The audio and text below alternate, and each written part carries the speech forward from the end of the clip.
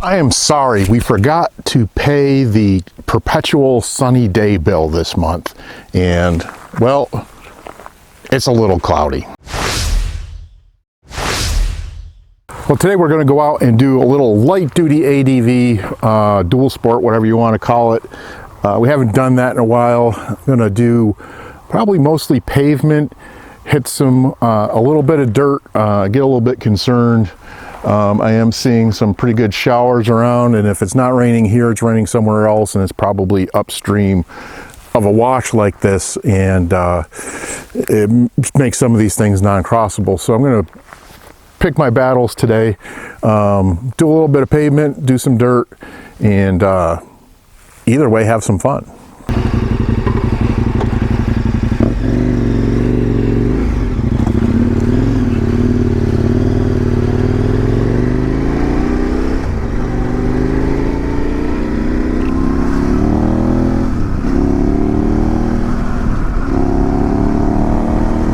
Let's try not to get wet.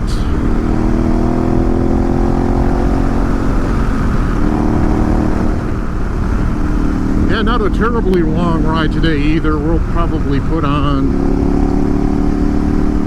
a mere 250 miles or so.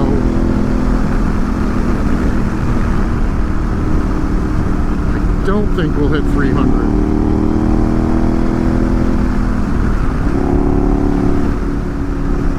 I like this little loop. It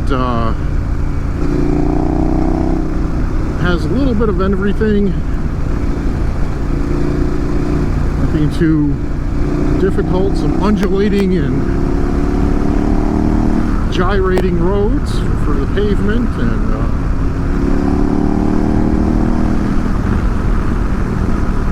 enough dirt to make your tires dirty.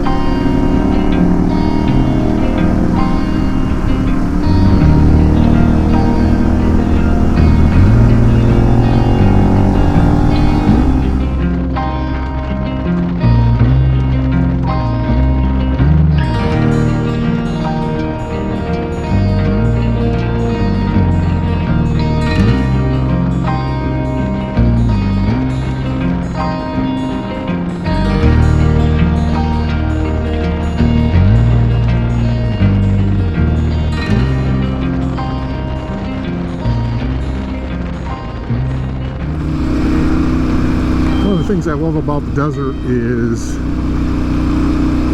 the smell of creosote. Creosote's a bush, grows out here, and when it's super hot or it gets damp, like it's sprinkling today, or on a cool evening where the moisture level comes up, you can smell creosote, and it is a love-or-hate kind of thing. Personally, I enjoy the smell. There's some people that find it horrible.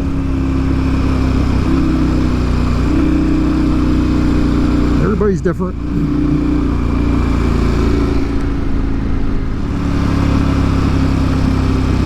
Just like the desert itself, there's folks like me that find it unbelievably beautiful. There's all kinds of changing landscape, scenery you can see for miles, and that is not to put down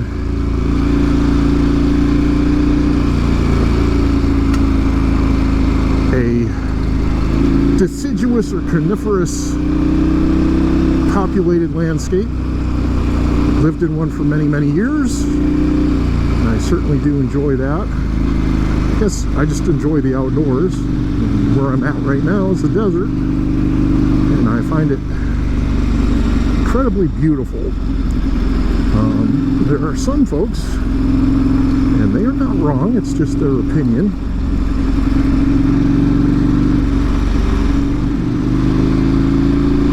and some folks prefer a coniferous or deciduous or palm abundant beach type environment. You name yours.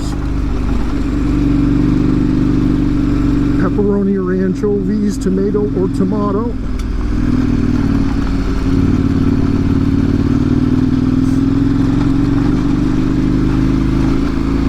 I pretty much like them all. The only one I can't say I'm too fond of is a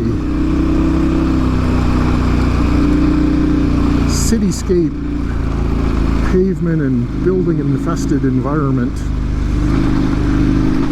Although I do have a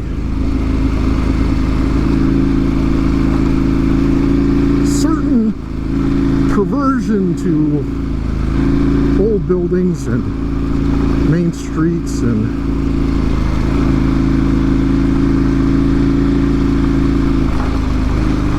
places that have been there a while.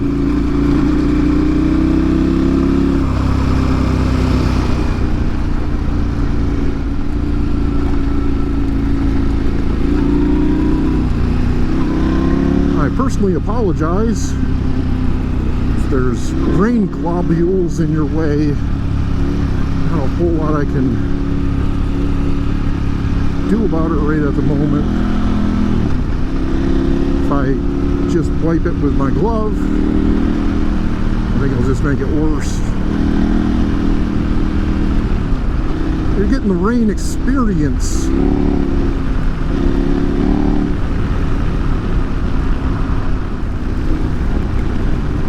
It is getting more drippy, and the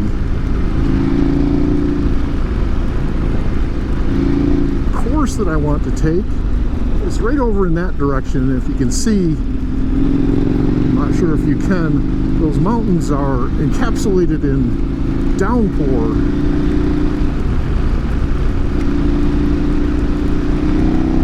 And the roads, both dirt and pavement, are very steep and twisty, and it may not make for a good two-wheel traction event.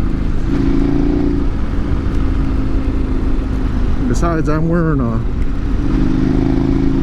mesh jacket, and I've got my light-duty motorcycle pants on.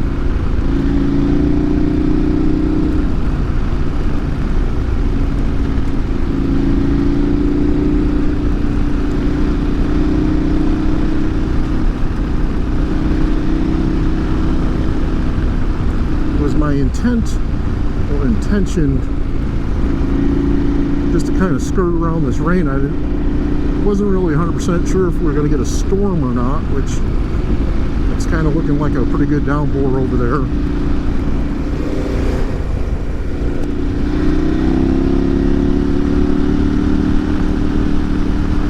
We're going to cross over this highway.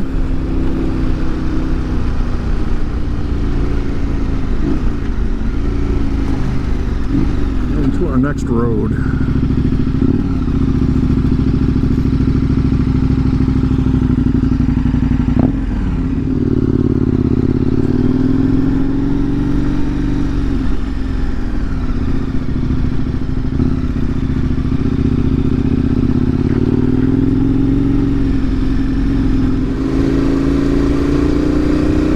Well, we made it across the highway. Casting my gaze off to my left here, looks like the pavement is not looking terribly bad.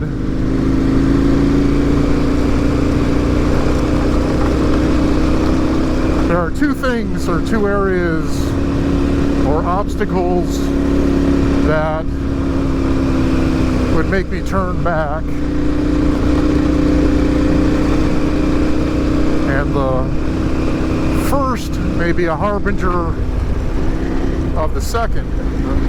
The fear of the second is, if I'm not warned by the first one, there's no turning around on the second one. The third obstacle that may pop up here is if this road gets really soupy, super wet, it's pretty slick even for four-wheeled vehicles.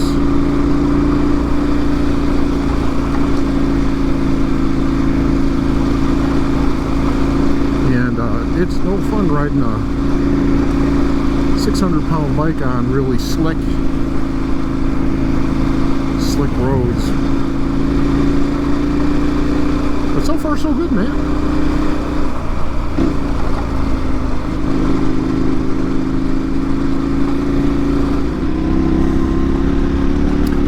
Yeah, the rain is picking up the farther I go, and it's getting a lot more slickery. We're going to swap ends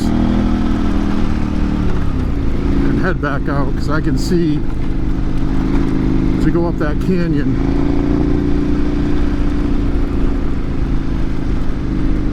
we're going to have nothing but headaches and heartaches.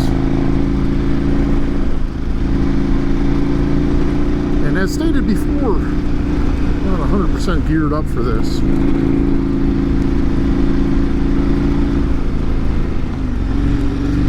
Well, we have 180 ends here, and I think done the correct thing and headed back out. I also don't want to wreck all my electronics here either. I do this ride quite often, so we will be back this way. Have some interesting things to point out.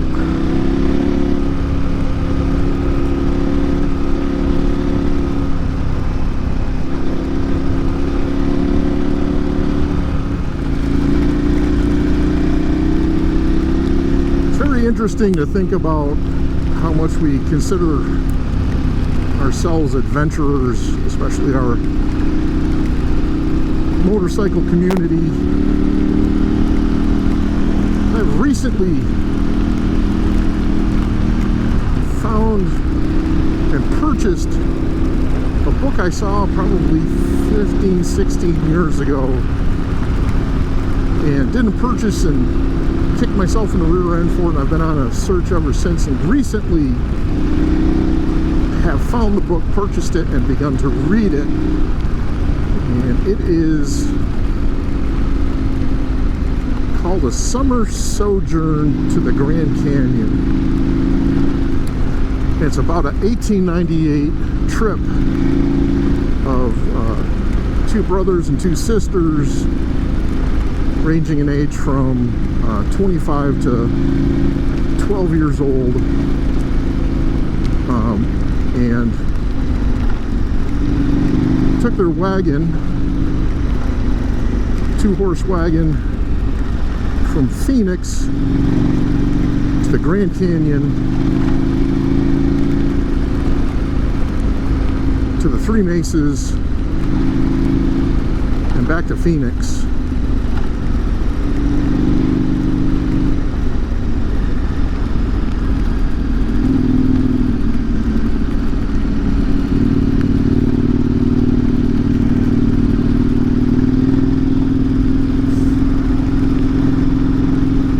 And again, I say this is in 1898. Arizona didn't even become, it was still a territory, it didn't become a state until 1912. And 14 years later, there was no highways, there was not a whole lot of roads like this. Probably wasn't even any roads like this, unless you were within a quote-unquote urban area. I don't think Phoenix was more than 150, 100,000 people at that point in time. And these four kids, I will call them,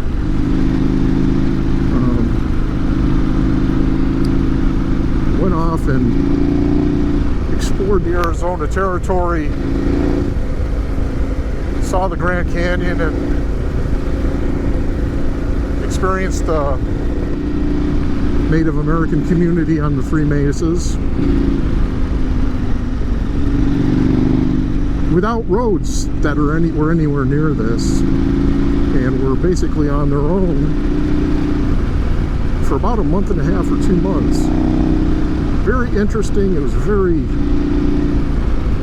very well written, and it was just basically a diary of a 17-year-old young lady that wanted to document her trip, and her documenting of it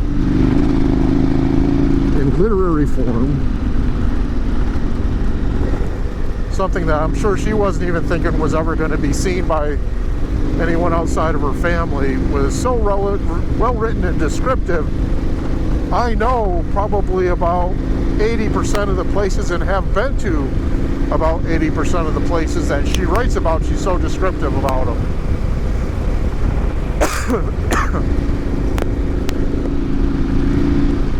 I actually thought that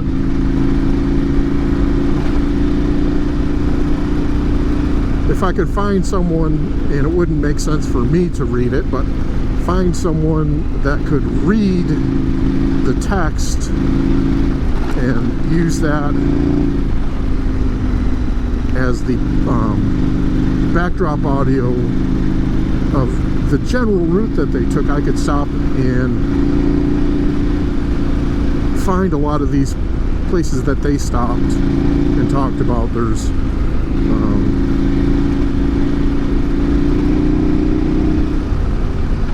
an Agua Fria stage stop that they stopped at, that I know exactly where that is, right on the Agua Fria River. Fort Whipple and Prescott, the overlooks that they saw on the Grand Canyon, some of the places that they visited on the reservation. But that would take a lot of time and effort, but it's one of those someday things. I think I've talked about before that while paramount and affixed in my direct vision, motorcycling is my #1 fetish, perversion, hobby, whatever you'd like to call it. I However, I have many others to my wife's great behest. Actually, she's pretty good about everything. But one of my many, and been around since I was a youngster, is hats. And not necessarily for fashion, while they do have fashion. They're mostly a work-related, keep the sun out of my eyes kind of thing. And since I was a kid, I like to put my own mark on the hats, shape them, steam them, adorn them with different hat bands, stuff like that. And I'm not certain if you are this far into the video, you're probably a regular watcher and loyal follower, which I truly appreciate, but I'm not certain if something like that would be good on the channel. Show you some of the hats that I have, the ones I like, and maybe a little bit about shaping and cleaning and stuff like that. If that's something cool you think it'd be interesting, let me know in the comments. I have this OCD thing where some of it branches from many years ago. I was on a ride and had my wallet drop out of my pocket, and I spent the better part of a day searching the roadway for it, and it ended up, luckily,